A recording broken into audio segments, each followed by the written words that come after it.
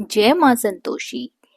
Friends, धार्मिक ग्रंथों में शुक्रवार का दिन संतोषी माता की पूजा के लिए बनाया गया है। अत्यंत ही सरल, आसानी से प्रसन्न होने वाली संतोषी माता का व्रत हर तरह से गृहस्थी को धन धान्य, पुत्र, अन्न वस्त्र से परिपूर्ण रखता है और माँ संतोषी अपने भक्तों को हर कष्टों से बचाती है।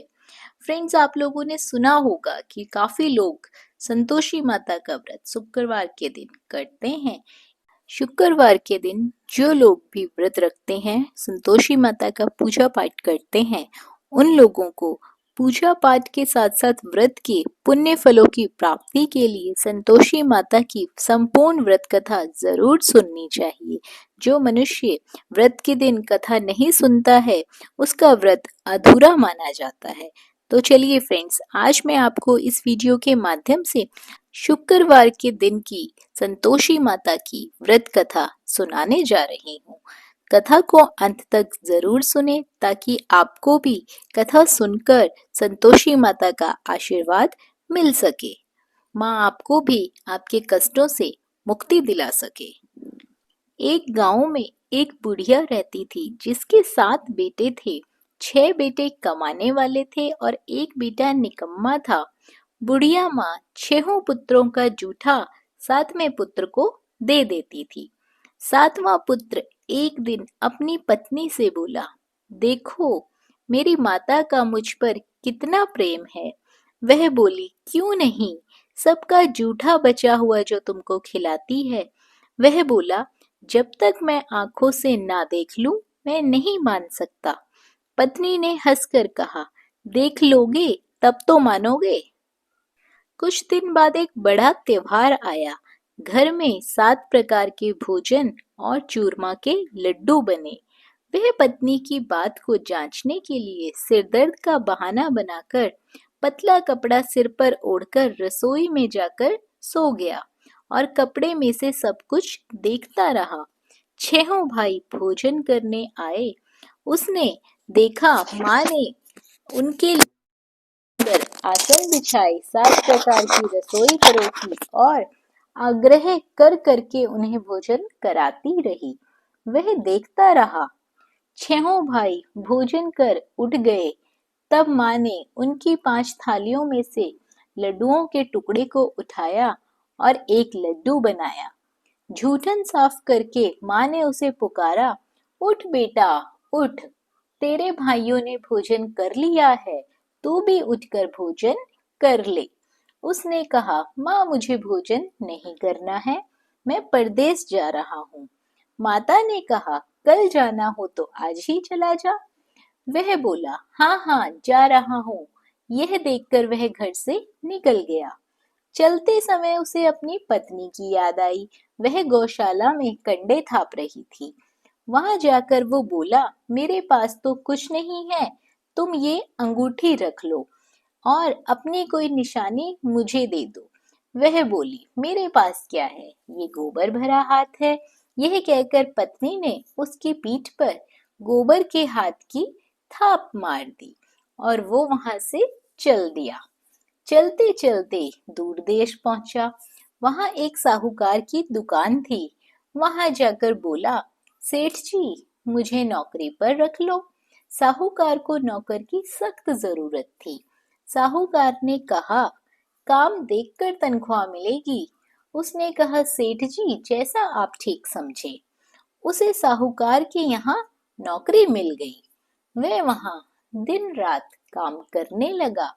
कुछ दिन में दुकान का लेन देन, हिसाब किताब, ग्राहकों को माल बेचना, सारा काम वह करने लगा। साहूकार के 7-8 नौकर थे। वे सब चक्कर खाकर गिरने लगे, लेकिन उसने अपने लगन, परिश्रम और ईमानदारी से सबको पीछे छोड़ दिया। उसे अपने किए का फल मिला। सेठ ने कहा कि तुम्हारा काम बहुत ही अच्छा है। 3 महीने में ही उसे मुनाफे में साझेदारी बना लिया। परिश्रम करते करते 12 वर्ष में वह नगर का नामी सेठ बन गया और सेठ अपना सारा कारोबार उस पर छोड़कर बाहर चला गया। इधर उसकी पत्नी पर क्या बीती वह सुने। सास ससुर उसे दुख देने लगे, गृहस्थी का काम करवाकर उसे लकड़ी लेने जंगल में भेजते। इस बीच घर की रोटियों के आटे से जो भी भूसी निकलती, उसकी रोटी बनाकर उसके लिए रख दी जाती। फूटे नारियल की नरेली में उसे पानी दिया जाता। इस तरह दिन बीतते रहे। एक दिन वह जब जंगल में लकड़ी लेने जा रही थी, तब उसे रास्ते में बहुत सी स्त्रियां संतोषी माता का व्रत करती हुई दिखाई दी। यह वहां खड़ी होकर पूछने लगी, बहनों, यह तुम किस देवता का व्रत करती हो और इसके करने से क्या फल प्राप्त होता है? इस व्रत की क्या विधि है? यदि तुम अपने इस व्रत का विधान मुझे समझाकर कहोगी, तो मैं तुम्हारा बड़ा एहसान मानूंगी। उनमें से एक स्त्री बोली, सुनो, यह संतोषी माता का व्रत है। इसके करने से निर्धनता, दरिद्रता का नाश होता है। लक्ष्मी माँ स्वयं घर पधारती है। मन की चिंताएं दूर होती है, मन को प्रसन्नता और शांति मिलती है। जिसका पुत्र नहीं होता, उसे पुत्र प्राप्ति होती है। प्रीतम बाहर गया हो तो वह शीघ्र ही घर लौट आता है। कुंवारी कन्याओं को मनपसंद सुयोग्य वर मिलता है। चलता हुआ मुकदमा खत्म हो जाता है। कलह कलेश की निवृत्ति हो जाती है। घर में धन जमा हो जाता है। धन जायदाद में लाभ होने लगता है तथा जो भी मन में कामना होती है, सब संतोषी माता की कृपा से पूरी हो जाती है। इसमें कोई भी संदेह नहीं है। वह पूछने लगी, यह व्रत कैसे किया जाता है? यह भी तुम मुझे बताओ, आप लोगों की बड़ी कृपा होगी। वह स्त्री कहने लगी, बिना परेशानी, श्रद्धा और प्रेम से जितना भी बन सके प्रसाद लेना। 5.25 पैसे से 5.25 आने तक, इससे भी ज्यादा शक्ति और भक्ति के अनुसार गुड़ और चना लेना। हर शुक्रवार को निराहार रहकर कथा कहना और सुनना। इसके ओम बीच नहीं टूटने चाहिए।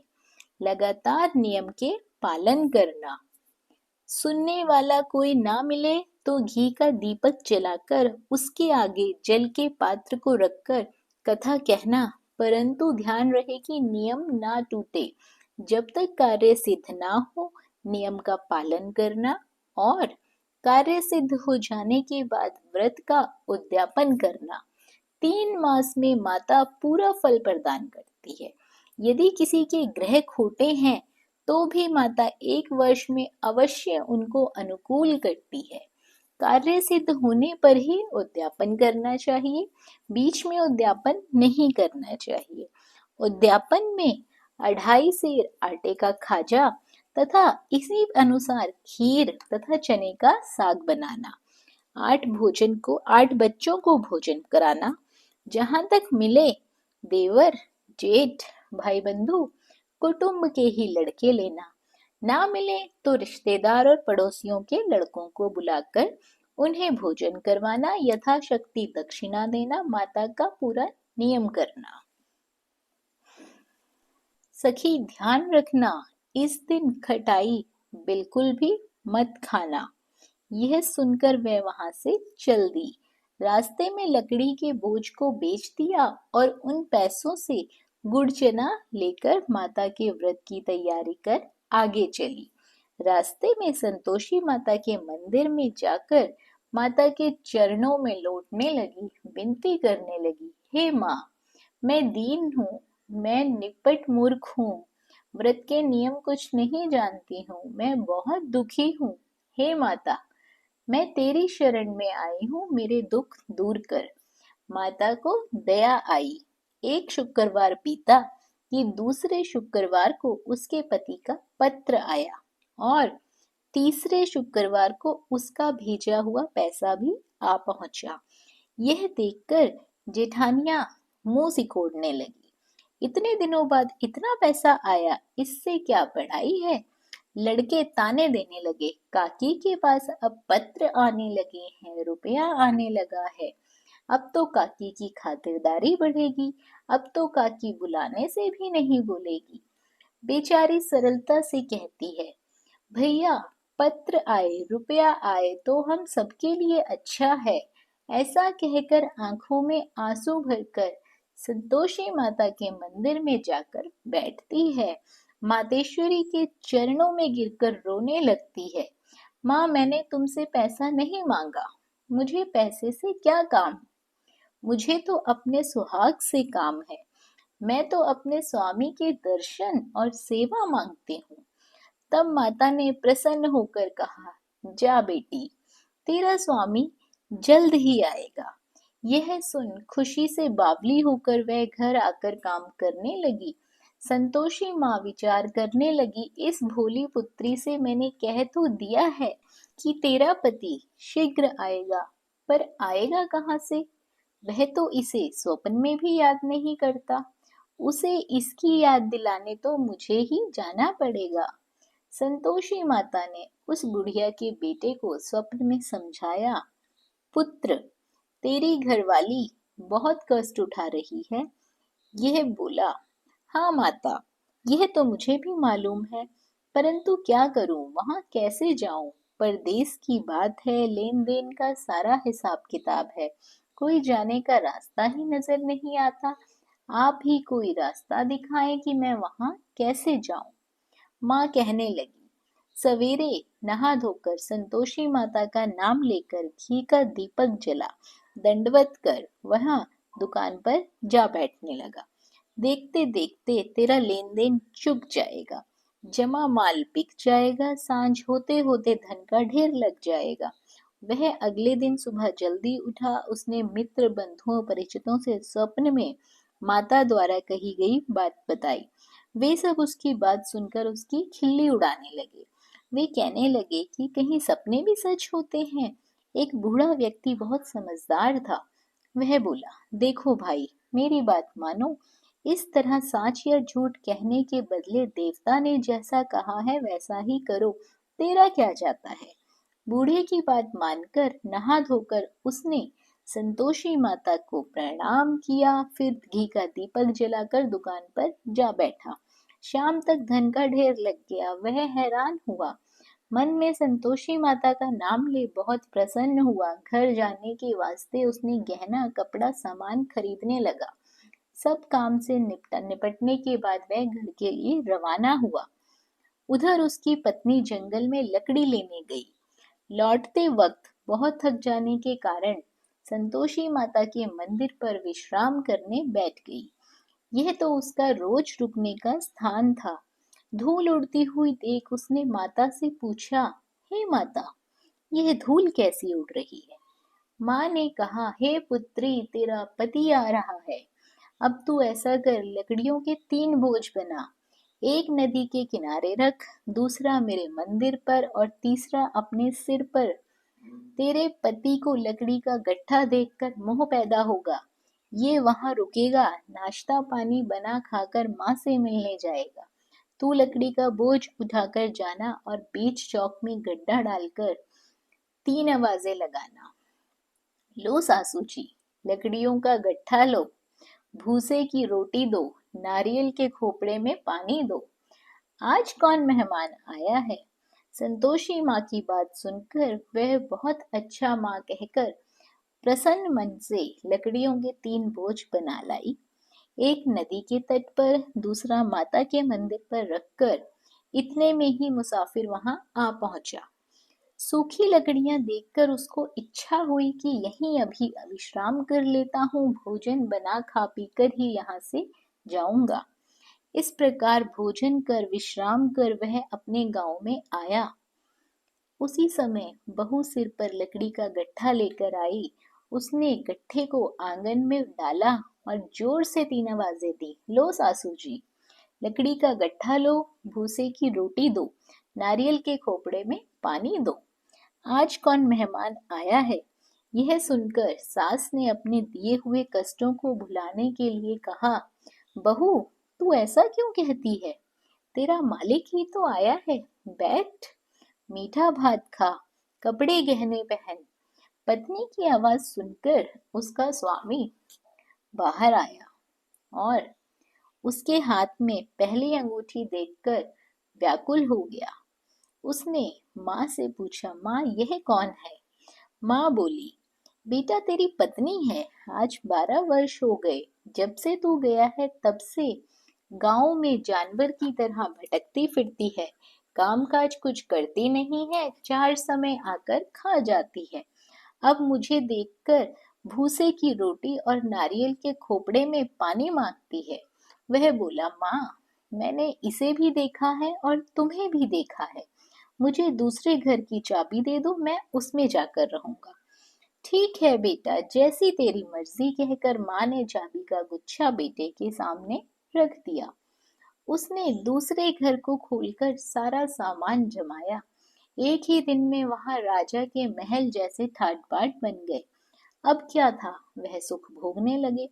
अगला शुक्रवार उसने पति से कहा, मुझे संतोषी माता के व्रत का उद्यापन करना है। पति बोला, बहुत अच्छा, खुशी से कर लो। वह खुशी खुशी माता के उद्यापन की तैयारी करने लगी। जेठ के लड़कों को भोजन के लिए कहने गई। उन्होंने मंजूर किया, परंतु पीछे से जेठानी ने अपने बच्चों को सिखलाया, देखो रे, भोजन के समय सब लोग खटाई मांगना, जिससे उसका उद्यापन पूरा ना हो पाए। लड़के भोजन करने आए। खीर पेट भरकर खाई, परंतु बात याद आते ही कहने लगे, हमें कुछ खटाई खाने को दो, खीर खाना हमें नहीं भाता, देखकर अरुचि होती है।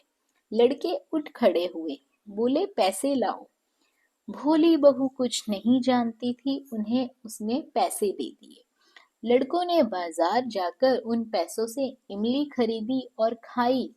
यह देखकर बहू पर माताजी ने बहुत कोप किया। राजा के दूत उसके पति को पकड़कर ले गए। अब सब मालूम ही हो जाएगा जब जेल की रोटी खाएगा। बहू से ये वचन सहन नहीं हुए।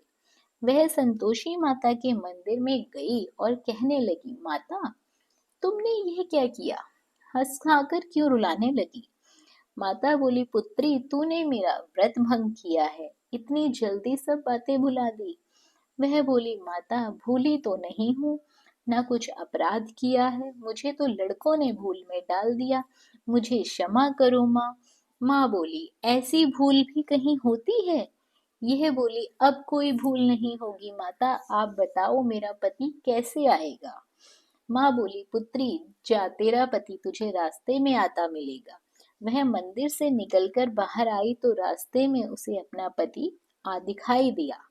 उसने पूछा, कहाँ गए थे? वह बोला, इतना धन जो कमाया है उसका कर राजा ने मांगा था, बस वही भरने गया था। वह प्रसन्न होकर बोली, भला हुआ, अब घर चलो। फिर अगला शुक्रवार आया। वह बोली, मुझे माता का उद्यापन करना है। पति ने कहा, ठीक है करो। वह फिर जेठ के लड़कों से भोजन को कहने गई। जेठानियों ने पहले की तरह ही लड़कों को सिखा दिया कि तुम पहले ही खटाई मांगना। लड़के भोजन करने बैठे, लेकिन भोजन करने से पहले ही कहने लगे, हमें खीर पूरी नहीं भाती, जी बिगड़ता है, कुछ खटाई खाने को दो। यह बोली, खटाई खाने को नहीं मिलेगी, खाना हो तो खाओ। उनके उठकर चले जाने के बाद उसने ब्राह्मणों के लड़के बुलाए। बुलवाकर उन्हें भोजन करवाया, दक्षिणा की जगह उन्हें एक एक फल दिया। इससे संतोषी माता बहुत प्रसन्न हो गई। माता की कृपा से 9 महीने बाद उसको चंद्रमा के समान एक सुंदर पुत्र की प्राप्ति हुई। पुत्र को लेकर वह प्रतिदिन संतोषी माता के मंदिर में जाने लगी। यह देखकर माँ ने सोचा कि यह रोज आती है, आज क्यों ना मैं ही इसके घर चलूं, इसका आसरा देखूं तो सही। यह विचार कर माता ने डरावना रूप बनाया। गुड़ और चने से सना मुख, ऊपर से मुंडम के समान ओंठ, उस पर मक्खियां भिन भिना रही थी। दहलीज में पैर रखते ही उसकी सास चिल्लाई, देखो रे, कोई चुड़ैल डाकिनी चली आ रही है लड़कों, इसे भगाओ नहीं तो सब खा जाएगी। बहू रोशनदान से देख रही थी। वह प्रसन्न हो उठी, आज मेरी माता मेरे घर आई है। यही कहकर दूध पीते बच्चे को उसने गोद से उतार दिया। इस पर उसको सास क्रोध में बोली, अरे रांड, इसे देखकर कैसी उतावली हुई है जो बच्चे को पटक दिया। इतने में माँ के प्रताप से जहाँ देखो वहाँ लड़के ही लड़के नजर आने लगे। यह बोली, माँ जी, मैं जिनका व्रत करती हूँ ये वही संतोषी माता है। इतना कहकर उसने झट से घर के सारे किवाड़ खोल दिए। सबने माता के चरण पकड़ लिए और विनती कर कहने लगे, हे माता, हम मूर्ख हैं, अज्ञानी हैं, तुम्हारे व्रत की विधि हम नहीं जानते। तुम्हारा व्रत भंग करके हमने बहुत बड़ा अपराध किया है। हे माता, आप हमारे अपराधों को क्षमा करो। इस प्रकार बार बार कहने पर संतोषी माता प्रसन्न हुई। इसके बाद उसकी सास कहने लगी, हे संतोषी माता, आपने बहू को जैसा फल दिया वैसा सबको देना। जो यह कथा सुने या पढ़े उसका मनोरथ पूर्ण हो, उसकी सारी मनोकामनाएं पूरी हो। फ्रेंड्स, जो भी व्यक्ति संतोषी माता का श्रद्धा भाव से, पूरे भक्ति भाव से, अपनी श्रद्धा अनुसार संतोषी माता का विधिवत पूजन करता है, उसे अनंत सुखों की प्राप्ति होती है। माता उसके जीवन में खुशियां ही खुशियां देती है, उसे खुशियों का वरदान देती है।